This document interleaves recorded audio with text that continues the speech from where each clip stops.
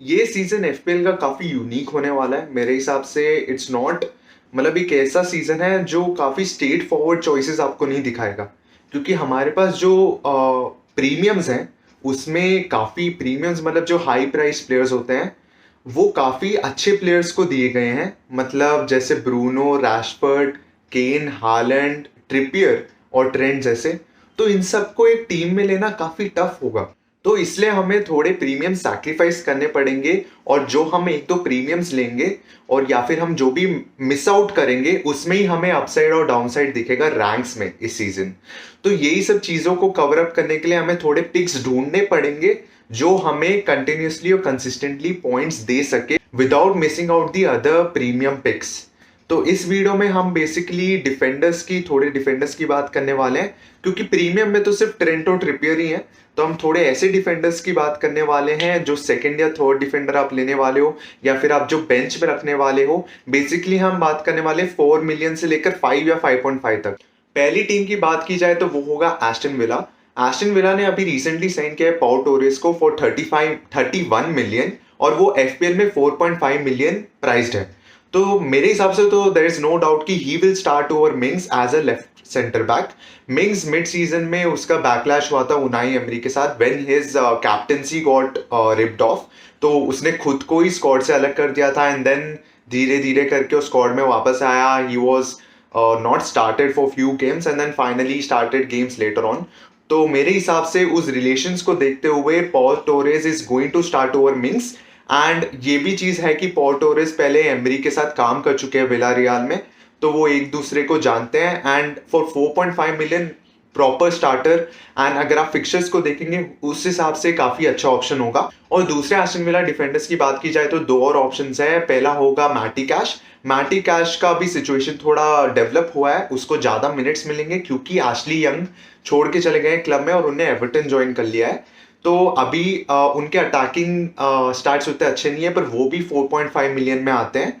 और third option हमारे आ जाते हैं Alex Moreno, but he is 5 million और अभी वो इंजरीज के थ्रू गुजर रहे हैं। तो अभी प्री सीजन फ्रेंडलीज में हमें पता चलेगा कि एक्चुअल बैकलाइन क्या है। मैं तो एक्सपेक्ट कर रहा हूँ कि पाउ टोरेस को ही वो लेफ्ट सेंटर बैक की पोजीशन दी जाएगी। अब ब्राइटन की बात कर ली जाए तो हम पहले पेल्विस एस्टुपिनान की बात करेंगे। He is currently the most own defender in FPL और अभी तो चालू भी नहीं हुआ है season, and he is currently priced eight 5 million. तो मैनेजर्स उसका प्राइस देखकर काफी शॉक हुए थे, क्योंकि लास्ट सीजन ब्राइटन ने 10 क्लीन शीट्स रखी थी, उसने 1 गोल और 7 असिस्ट मारे थे। और अगर आप उसका कोई भी स्टार्ट उठा लें इन अटैकिंग फेज, उसने हमेशा टॉप 5 में रहे हैं। और अगर आप उसका हीट मैप भी नोटिस किया जाए तो ये एक ऐसा बंदा है जो हमेशा फाइनल थर्ड में रहना ही चाहता है। और रॉबर्ट डी ज़र्बी उनको वो ही प्रायोरिटाइजेस अटैकिंग ओवर डिफेंस, इसलिए आप एस्टुपिनान को हमेशा एज अ विंग बैक देखेंगे। वो हमेशा ओवरलैप करना चाहता है। He has that attitude that उसको शायद रेड कार्ड मिलेगा या फिर वो बैंगर मारेगा। ओके, स्टार्ट्स की तो हमने बात कर ली, पर एस्टुपिनान को मैं एज अ चॉइस उतना प्रिफर नहीं करता था स्टार्टिंग में, पर अभी स्टार्ट्स को देख लिया तो because of FOMO, because of being the most own defender, मैं शायद उनको अपने टीम में रखूं। कभी कभी थोड़े मैनेजर्स के इंस्टिंक्ट्स होते हैं जो बोलते हैं कि ये शायद डिफेंडर जो काफी पॉपुलर है वो शायद अच्छा परफॉर्म ना करें, तो मेरा भी एक वही रीजन है। तो और दो ऑप्शंस भी होते हैं ब्राइटन में विच आर डंक, वेबस्टर और शायद वेल्टमैन भी। पर वेल्टमैन ने अभी एक्सटेंशन साइन किया है, बट अभी मिलनर ने ब्राइटन ज्वाइन किया है, तो उसके मिनट्स का भी मैं अभी श्योर नहीं हूं, तो वो भी फ्रेंडलीज में हमें पता चलेगा। पर अभी मैं इन सेंटर बैक्स को शायद ना कंसिडर करूं because Brighton concede a lot of goals. तो मेरे हिसाब से बस एस्टुपिनान एक अटैकिंग थ्रेट होते हैं जो आप कंसिडर कर सकते हैं। मैन यूनाइटेड की बात की जाए तो हमारे पहले नंबर में आते हैं Luke Shaw, who is priced eight 5.5 million right now. तो लूक शॉ का रीजन काफी स्ट्रेट फॉरवर्ड है। यूनाइटेड के फिक्चर्स काफी अच्छे हैं स्टार्टिंग में, और लूक शॉ एक अटैकिंग फुल बैक है, सेट पीसेस भी रहते हैं। तो अभी जो हमारे पास शो शॉट स्टार्टर हैं वो लूक शॉ हो जाते हैं। दूसरे डिफेंडर्स की बात की जाए तो डालो इज प्राइस 5 मिलियन, पर अभी उनका और वॉन बिसाके के बीच में डिसीजन लेना है टेन हैग को, ऑब्वियसली वो डालो को ज़्यादा प्रेफर करेंगे। उसने अभी कॉन्ट्रैक्ट भी एक्सटेंड किया है, पर अभी वही चीज़ देखनी है कि उसकी रिकवरी कैसी होती है। और बाकी दो मेन डिफेंडर्स की बात की जाए तो वरान और मार्टिनेज आ जाते हैं, who are priced at 5 million as well. और मार्टिनेज को आप शायद बाद में at any point of season आप शायद कंसिडर कर सकते हैं। आर्सेनल को भी मैं उसी कैटेगरी में रखूंगा क्योंकि उनके फिक्चर्स भी काफी डिसेंट है, स्टेबल हैं। और फर्स्ट 10 गेम वीक्स में आप एक आर्सेनल डिफेंडर कंसिडर कर सकते हैं। आर्सेनल में आपको बेन वाइट हैं जो 5.5 मिलियन में प्राइस्ड हैं। उसके अलावा गैब्रियल, सलीबा और जिंचेंको सब 5 मिलियन प्राइस्ड हैं एंड टोमियासु इज 4.5 मिलियन। तो आप पहले कुछ फिक्चर्स के लिए आप कोई 5 मिलियन डिफेंडर उठा सकते हैं। अब पेप की सिटी की बात कर ली जाए तो काफी प्लेयर्स अभी छोड़ के जा रहे हैं या फिर सोच रहे हैं छोड़ने की। One of them is walker. तो अभी हमें वही चीज है, पेप को तो आप गेस नहीं कर सकते। तो अभी थोड़े मैचेस के बाद ही पता चलेगा कि वो कौन सी उनकी स्टेबल डिफेंस होने वाली है। डियास और स्टोन्स एक ऑप्शन है पर both are priced at 5.5 million. तो मैनेजर्स होप कर रहे हैं कि वो अकांजी और आके को ज्यादा खिलाएं because they are fairly priced at 5 million. Brentford की क्विकली बात कर लिया जाए तो हमारे बेसिकली मेन दो ऑप्शंस है, पिनक और डीको हेनरी, जो आपको 4.5 मिलियन में मिल जाते हैं। पर मेरा इस सीजन ब्रेंटफोर्ड के ऊपर ये प्रेडिक्शन है कि वो थोड़ा स्ट्रगल करने वाली है because Tony is banned till January, तो वो नहीं रहने वाले। तो मेरे हिसाब से थोड़ा सिट बैक करके खेलने वाली ब्रेंटफोर्ड। वो उतना आपको अग्रेसिव नहीं दिखेंगे जितना वो यूजुअली दिखते हैं। तो you could see them scrapping out draws और या फिर निल निल। तो उस हिसाब से आप इन दोनों प्लेयर्स को कंसिडर कर सकते हैं या फिर आप इनको बेंच में भी रख सकते हैं। पर हाँ, अगर आपके पास कोई अटैकिंग फुल बैक ऑप्शन है तो आप वही कंसिडर करें। अब जो लास्ट टीम की हम जो बात करने वाले हैं दैट इज न्यूकासल यूनाइटेड। तो न्यूकासल यूनाइटेड के बेसिकली दो मेन प्लेयर्स आ जाते हैं, डिफेंडर्स आ जाते हैं। एक होते हैं ट्रिपियर हु इज 6.5 मिलियन। तो इसको मैनेजर अभी उतना कंसिडर नहीं कर रहे हैं बिकॉज आप एक से ज़्यादा प्रीमियम डिफेंडर आप अपने बैकलाइन में नहीं रख सकते। और एक डिफेंडर जो हमारे ऑलरेडी हैं वो है Arnold, Alexander Arnold for 8 million.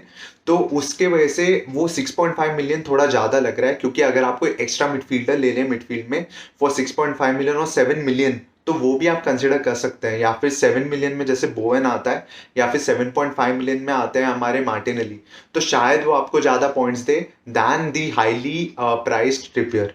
पर मेरे हिसाब से at some point of the season Trippier essential होने वाले हैं मेनली बिकॉज उनके स्टार्ट्स काफ़ी अच्छे हैं, हर चीज़ में वो फर्स्ट रहे हैं और वो सेट पीस लेते हैं और क्रॉसेस का फ्रीक्वेंसी उनका बहुत ज़्यादा है।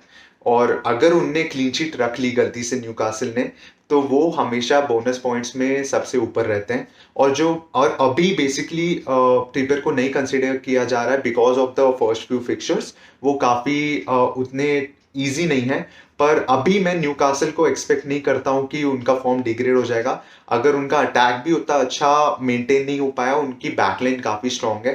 तो despite the tough fixtures I still back Trippier और मैं शायद उनको स्टार्टिंग से भी रख सकता हूँ अपनी टीम में। तो दूसरा ऑप्शन जो आ जाता है न्यूकासल डिफेंडर का that is Botman and he is priced at 4.5 million. तो ऑब्वियसली अगर आप ट्रिपियर नहीं लेना चाहते हैं तो उसकी जगह आप बॉटमैन को ले सकते हैं और he is a good bench option as well. अब हमने बेंच की बात ही कर ली है तो थोड़े बेंच ऑप्शंस भी देख लेते हैं जो हम बेसिकली 4 मिलियन के जो डिफेंडर्स होते हैं और वो खेलते भी हैं तो उनको हम बेसिकली बेंच ऑप्शंस बोलते हैं। यूजुअली जो ये बेंच ऑप्शंस होते हैं वो इतने चीपली प्राइस इसलिए होते हैं क्योंकि वो उतने टॉप टीम्स से नहीं होते हैं या फिर प्रोमोटेड टीम्स में होते हैं, तो इसलिए वो 4 मिलियन प्राइस्ड होते हैं। तो तीन हमारे पास इधर ऑप्शन आपके स्क्रीन में दिख जाते हैं, एक होते हैं बेयर, एक होते हैं बेल और तीसरे होते हैं बैल्डक। तो पहले बैल्डक की बात की जाए तो बैल्डक, बैशम और ईगन से हमारे काफ़ी मेमोरीज जुड़े हैं और ऑल्सो लंचस्ट्रैम। ये जो बैकलाइन रहता था हमारे एफपीएल में काफ़ी पॉइंट्स दिए इनने साथ में। अब हाँ, इनमें से मैं कौन सा कंसिडर करूंगा, मैं ऑब्वियसली कंसिडर करने वाला हूँ Baldock over Bair and Bell, mainly because मैं नहीं जानता कि बर्नली और लूटन टाउन कैसा खेलते हैं। तो ये जो तीन ऑप्शन है आपके सामने रखे हैं, आप ज़रूर बताइएगा आप कौन सा इनमें से लेने वाले हैं या फिर और कोई आपको ऐसे पिक्स मालूम है दूसरी टीम्स के, उसके बारे में भी बताइए। तो इस वीडियो में हम बस इतने ही डिफेंडर्स की बात करने वाले हैं। हाँ, आगे वीडियोस में हम ऐसे ही दूसरे पोजीशंस के भी बात करेंगे, इन डिटेल बात किए जाएंगे, क्योंकि मिडफील्ड में तो बहुत ज़्यादा ऑप्शंस हैं और आप हर एक प्रीमियम को ले नहीं सकते, तो काफ़ी मज़ा आएगा। और डिफेंडर्स की भी हम बात करेंगे बिकॉज हमें और ड्राफ्ट भी बनाने हैं। आप भी ज़रूर बताइएगा कि आपने अभी अभी तक आपने कोई अपने ड्राफ्ट बनाया, आपने कोई अपने रैंडम ड्राफ्ट्स बनाए हैं, या फिर आपने फिक्चर्स देखे हैं, तो आप वो भी बताइएगा आपको कौन से टीम के फिक्चर्स काफ़ी अट्रैक्टिव लग रहे हैं apart from the big six. तो आप ज़रूर कमेंट्स में बताइएगा एंड तब तक के लिए